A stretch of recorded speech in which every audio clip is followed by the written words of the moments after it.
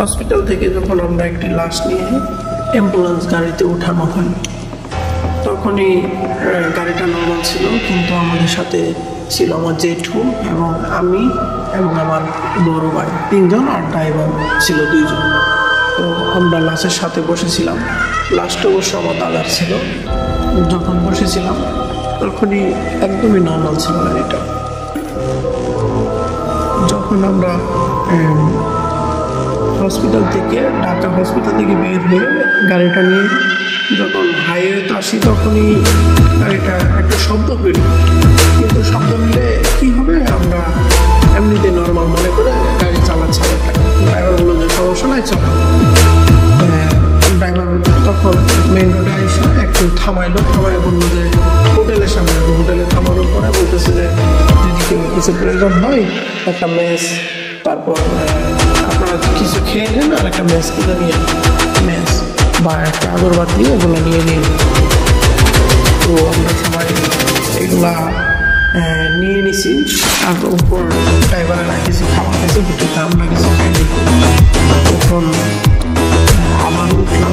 ওঠার পরে গাড়িটা যখন স্টার্ট দিব, তখন গাড়িটা সম্পূর্ণ গাড়িটা ঝাঁকি দিলে আমরা কিছু বুঝতে পারিনি। আর ওইদিকে গ্রাম থেকে ফোন দিছে যে আমরা কোন দূর আসছি, ওরা সব ব্যবস্থা করে রাখছে। মানে গেলে ওনারা লাস্ট আমায় গোসল করাই, যেহেতু হসপিটালে মারা গেছে, আমরা গোসল করতে পারি।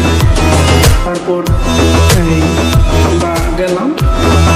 যখন আপনার মেইন রোড পার হয়ে চিপার রাস্তা দিয়ে গ্রামে, তখনই দেখি যে ওই গাড়ির উপরে যেন কি পড়লো, একটা শব্দ করে, ধাম করে একটা শব্দ হইল।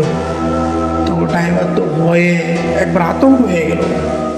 তখন ড্রাইভার গাড়ি থামাইলো, বললো যে গাড়িতে 2 জন থেকে 1 জন নামেন, আর 2 জন নামলো। ড্রাইভার দেখলো যে গাড়ির উপরে কিছু পড়ছে কিনা, তো কিছু দেখে না, কিন্তু গাড়ির উপরে ধুলা, মানে রাস্তা দিয়ে আসতে যে ধুলা পড়ে, ধুলার উপরে যে কিছু একটা পড়ছে বা বসলে যে বোঝা যাবে যে একটা মানুষ বা একটা জীব-জন্তু বসছে, এরকম একটা আকার ধারণ করে নিচ্ছে।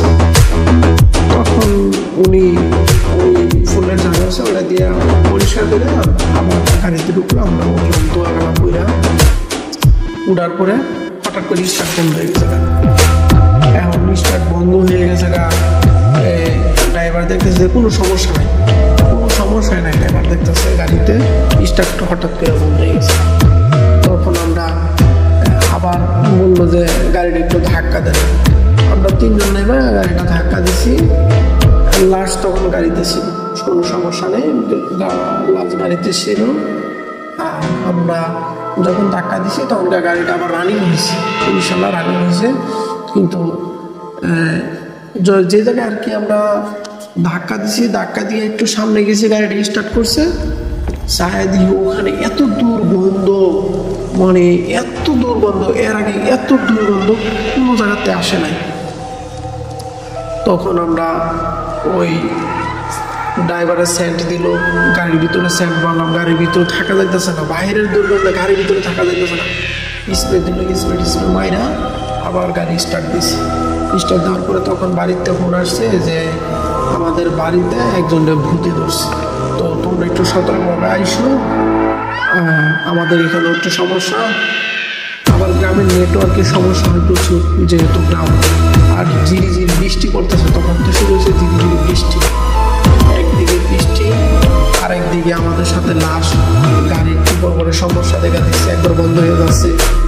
বাড়িতে একটু খবর পাইলাম, আরও ভয়, মানে বৃষ্টি পড়তেছে, হালকা ঠান্ডা লাগতেছে, কিন্তু শরীর ঘাইমা, সবারই শরীর ঘাইমা গেছে। ড্রাইভারের একটা কথা হয়, আপনারা শুধু দোয়া করেন, তো ভয় যে পাইতেছে, ড্রাইভার সব ভয় পেয়েছে।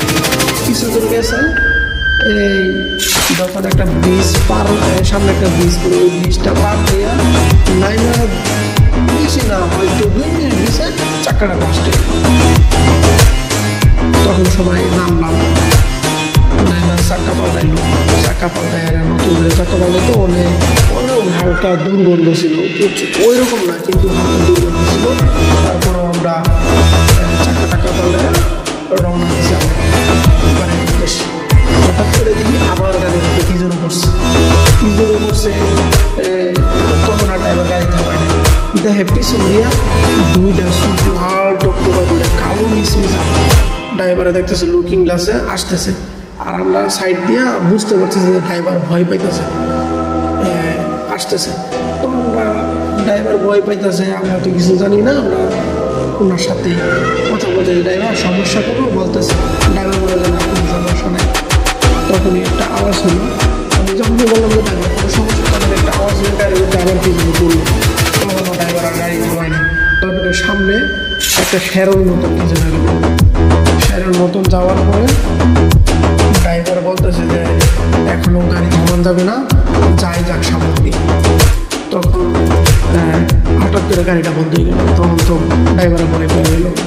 তখন ড্রাইভার কী করবো, তখন আল্লাহর কি রহমত কিছু মানুষ তখন আমার পাশেই ছিল, ওনাদের আমরা সব করে খুলে বললাম। ওনারা বললো যে থাক, আজকে যাওয়ার দরকার নাই, আর কিছুক্ষণ পর আগুন দিবে, আপনারা তারপর নামাজ শেষ হলে যাই। তারপর কিছুক্ষণ পর নামাজ কালাম মসজিদে দিয়ে যে কিছু লোক আসতেছে, ওনারা যখন আসলো তারপর ওই বাড়ির লোকেরা আমাদের পানি টানি খাওয়াইয়া কিছু নাস্তা করে, আর তারপর আমাদের এখন যান, আল্লাহর মধ্যে কোনো সমস্যা নেই। পরে আমরা সবাই গেছি, পরে আর কোনো সমস্যা হয় নাই রাস্তাতে, পরে ইনশাল্লাহ আল্লাহর রহমতে ভালোভাবে গেছি।